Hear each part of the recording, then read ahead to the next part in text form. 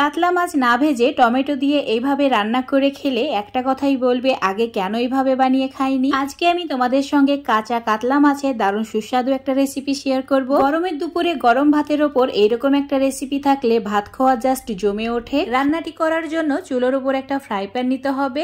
চুলোর আঁচটা medium to low রেখে add করে দিতে হবে সর্ষের তেল। তেলের পরিমাণটা নিজেদের পছন্দ মতো কম বেশি করে নিতে পারো। তেল যখন ভালোভাবে গরম হয়ে যাবে অ্যাড করে দিতে হবে 5-6টি রসুনের কোয়া এইভাবে পাতলা করে কেটে নিয়ে।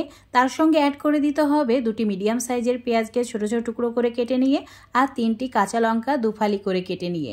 তো এইভাবে এবার সমস্ত কিছু ভেজে নিতে হবে। পেঁয়াজ খুব বেশি পুড়িয়ে ফেললে হবে না, হালকা একটু গোল্ডেন কালার হওয়া পর্যন্ত ভাজতে হবে। চুলোর ফ্লেমটা মিডিয়াম টু লো রেখে একটু সময় নিয়ে ভেজে নিয়েছি। দেখতেই পাচ্ছ পেঁয়াজের কালার চেঞ্জ হয়ে গেছে। এবার এর মধ্যে অ্যাড করে দিতে হবে একটি ছোট সাইজের তেজপাতা আর দিয়ে দিতে হবে হাফ চামচের একটু বেশি আদা রসুন বাটা। এবার এই দুটি উপকরণ আবার একটু সময় ধরে ভেজে নিতে হবে। এই সময় চুলোর ফ্লেমটা একদম কমিয়ে দিতে হবে, নইলে আদা রসুনটা কড়াইয়ের মধ্যে লেগে যাবে।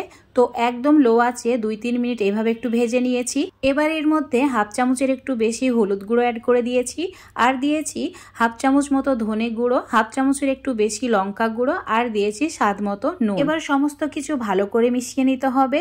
মশলা যাতে পুড়ে না যায় তাই 2-3 চামচ জল অ্যাড করে দিচ্ছি আর চুলোর আঁচটা মিডিয়াম করে দিয়ে ভালো করে মশলাটাকে কষিয়ে নিতে হবে। মশলা থেকে তেল ছাড়তে শুরু করলে চুলোর ফ্লেমটা একদম কমিয়ে দিতে হবে। এবার আমি এখানে প্রায় 200 গ্রাম মতো টমেটো নিয়েছি আর টমেটোগুলো ভালো করে পরিষ্কার করে ধুয়ে নেওয়ার পর এভাবে কেটে নিয়েছি। এবার টমেটোগুলো ফ্রাই প্যানের মধ্যে অ্যাড করে দিতে হবে। তার সঙ্গে অ্যাড করে দিতে হবে কাতলা মাছ। তোমরা কাতলা মাছ ছাড়াও যে কোনো মাছ দিয়ে এই রেসিপিটা তৈরি করতে পারো। নিজেদের পছন্দ মতো ছোট বড় সাইজের মাছ দিয়েও তৈরি করা যায়, খুবই ভালো লাগে খেতে। এবার আমি এই মাছগুলো উল্টে পাল্টে একটু ভেজে নেব আর এই সময় অবশ্যই চুলোর ফ্লেমটা একদম কম করেই রাখতে হবে। আমি প্রায় 2-3 মিনিট এইভাবে একটু উল্টে পাল্টে ভালো করে কষিয়ে নিয়েছি। দেখো একদম ভালোভাবে কষানো হয়ে গেছে, তেল ছেড়ে দিয়েছে আর একদম এইভাবেই কষিয়ে নিতে হবে। আর অবশ্যই একটু খেয়াল রেখে উল্টে পাল্টে ভাজতে হবে যাতে মাছের টুকরোগুলো ভেঙে না যায়। এবার আমি এর মধ্যে অ্যাড করে দিচ্ছি 2 গ্লাস গরম জল। অবশ্যই এখানে গরম জলটা অ্যাড করবে, নইলে মাছের টুকরোগুলো একদমই ভেঙে যাবে। তো এবার চুলোর আঁচটা একদম বাড়িয়ে দিতে হবে। তারপর এভাবে একটু নাড়াচাড়া করে সমস্ত কিছু মিশিয়ে নিতে হবে। আজকে যেহেতু মাছের পাতলা ঝোলের রেসিপি তোমাদের সঙ্গে শেয়ার করছি তাই এখানে জলের পরিমাণটা একটু বেশিই রেখেছি। ভালো করে মিশিয়ে নেওয়ার পর ঢাকা দিয়ে 5 মিনিট রান্না করে নিতে হবে হাই ফ্লেমে। তো আমি ঢাকা দিয়ে রেখে দিলাম। তোমাদের আমি এখন 5 মিনিট পর দেখাচ্ছি। দেখতেই পাচ্ছ সমস্ত কিছু ভালোভাবে সেদ্ধ হয়ে গেছে। টমেটোগুলো চেক করে নিতে হবে সেদ্ধ হয়েছে কিনা। দেখেই বোঝা যাচ্ছে টমেটোগুলো প্রায় 80% মতো সেদ্ধ হয়ে গেছে। এবার এই সময় অ্যাড করে দিতে হবে 1 চামচ ভাজা জিরের গুঁড়ো। জিরের গুঁড়োটা অবশ্যই অ্যাড করবে, তাহলে খুব সুন্দর একটা ফ্লেভার আসবে। এভাবে এবার মিশিয়ে নিতে হবে। মেশানো হয়ে গেলে ঢাকা দিয়ে মিডিয়াম টু লো ফ্লেমে রান্নাটি করে নিতে হবে। তো এবার ঢাকা দিয়ে আমি 5 মিনিট মিডিয়াম টু লো ফ্লেমে রান্না করে নিচ্ছি।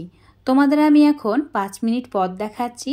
দেখো কত সুন্দরভাবে উপরে তেলটা ভেসে উঠেছে আর খুব সুন্দর একটা কালার চলে এসেছে। গরমের দুপুরে এই রকম কাতলা মাছের পাতলা ঝোলের রেসিপি যদি থাকে ভাত খাওয়া সত্যিই বন্ধুরা জাস্ট জমে ওঠে, অন্য কোনো তরকারির প্রয়োজন হয় না। কাতলা মাছের টক ঝোলের রেসিপিটা অবশ্যই বাড়িতে একবার ট্রাই করে দেখবে।